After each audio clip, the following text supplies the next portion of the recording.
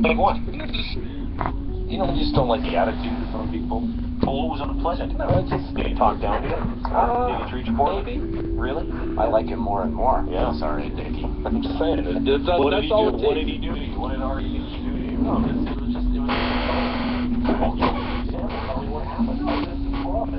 It was just the tone he was using that day. Okay, what question? It wasn't me. It wasn't even me. It was just... I don't even remember the question. It was just the tone that he was using. Well, let's bring all of what happened. Doing a game and he didn't pitch well and he was a little ornery after, which is fine. Like, what? Okay, you said it was tone. What kind of tone did he use? Like, as opposed to talk down to us as a whole. And ever since then, my Cito Gaston story is way better. You have a Cito Gaston story? Yeah, I hate Cito Gaston. Why? No offense to Cito Gaston. What did Cito do? No, yeah, I hate you. No offense. I know why. This is totally outside of it quickly. No, it's a good story. The first game, I still want to know what REDQ did. The first, you'd be very vague. The first game I ever covered for this radio station, the Blue Jays. Yeah. I didn't know how to get down, so I took the elevator, which to get down like you didn't know how to dance. From the press box down to where they do from the press box down to where they do the radio and TV thing. You see the Blue Jays backdrop. Yeah. So I get the elevator and I'm running down there and I'm about to go get the sound from the Cito gas compressor. Yeah. So I open the door. Some sad music? Do we know? Some sad music? No, not at all. It's funny. So I go to open the door, right? All of a sudden, the Blue Jays PR walks out and it's Cito Gaston too. Yeah. So I open the door and he flings the door open. So I turn to the side to let them pass. Yeah. And Cito Gaston looks at me and goes, "You think he was holding the door for you?" And I'm like, what a jerk. And ever since then, and then after I would cover games, I would, you know, like Cito would always have to say a statement and then he'd want to get the hell out of there as quickly as possible. So on purpose, I'd ask like 3 or 4 more questions to keep him there. Like, what a dick. What did he say to you again? You think he was holding the door for you? And I'm like, really? Hurt your feelings? No, it was just such a, ugh. That's why I never rooted for Cito Gaston after that. It just takes one thing. I've never said I heard anybody. Probably the nicest guy, Gaston. Probably the nicest guy in the world. Never heard anybody go, I'm a real Cito Gaston fan. Who's your favorite Blue Jay of all time? Cito Gaston. I'm sure if you hold the band, they say who's the best manager of Blue Jays history? Cito Gaston. I prefer the dude that thinks being in the water. I don't even remember who that guy. Yeah, that was the best, right? Back when I was in and I was hiding in a foxhole for 3 days, and I sold myself, and I had to eat my own nail clippings just to stay alive and drink rainwater. Actually, we did some checking. That literally never happened. I want to look this up. I quit. I think he has the highest winning percentage of any Jays manager. I'm going to look this up. Back when I was in Nam and we had to cut each other's toes off and chew on them for 4 days like jerky just to stay alive. Tim, actually, we did some fact checking. You weren't even in the Army. I quit. See you later. I still want to know what REDQ did to you.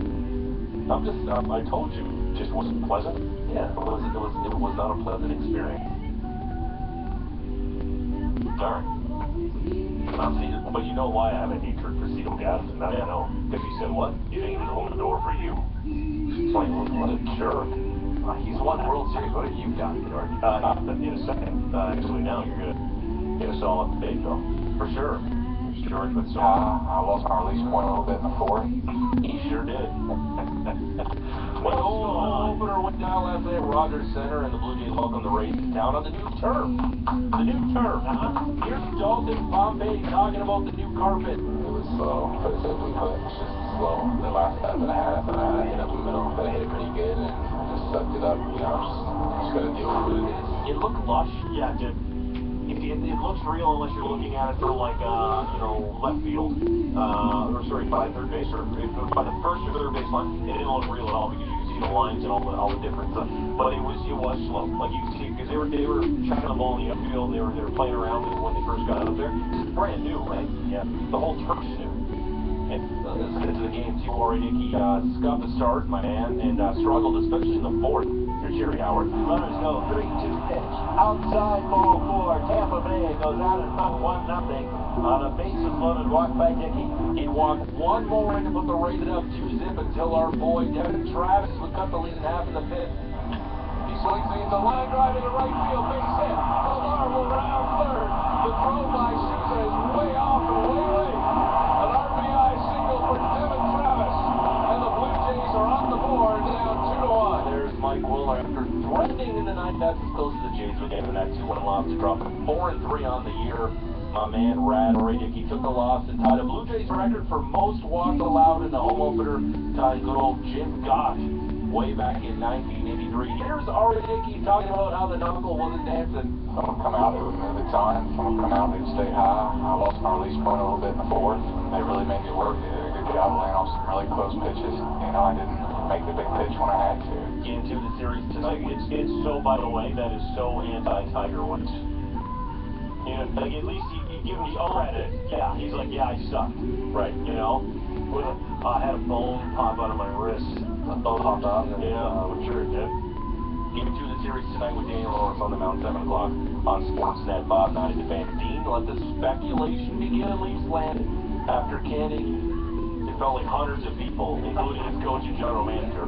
Team president Brendan Shanahan addressed the media right here on Sportsnet. Bob 9 at the fan. And now Sportsnet says it was kind of easy handing out all those big flips. It's been an evaluation that has occurred throughout the year, but obviously as we came down to the end of the season, it was something that became clearer and clearer exactly how deep and how far we had to do it. Okay, but what's the vision? What's the vision for this team? It ain't rocket surgery, says Shanahan. The plan is not some unique plan that you won't hear a lot of 29 other teams say that they have to do, which is draft, develop, patience, make good choices. The challenge here in Toronto is not to come up with the plan. The challenge in Toronto is to stick to it.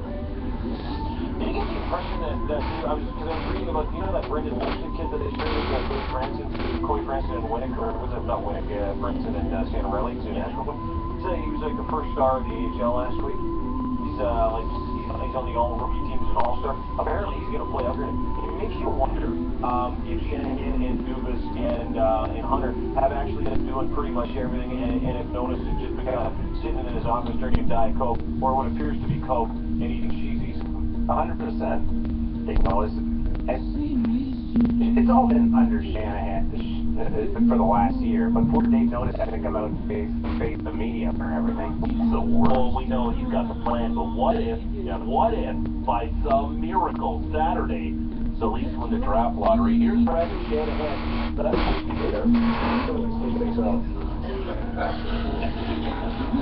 It's got a great sense of humor, doesn't it? I will take 2 more questions, Elliot. Brendan, sort of as a follow-up to Pierre's question, would you be, sorry, I'm still smiling at that last one. Here's my smile. Oh, shame. He's so droll. Draft lottery, Saturday night at 8. Plan your parties. Get your Saturday nights. Right, they'll be over in like 10 minutes. There's a lot of playoff hockey on Saturday, too. Oh, yeah. So it'll be New York, I believe, is on that. It'll be like a Band-Aid.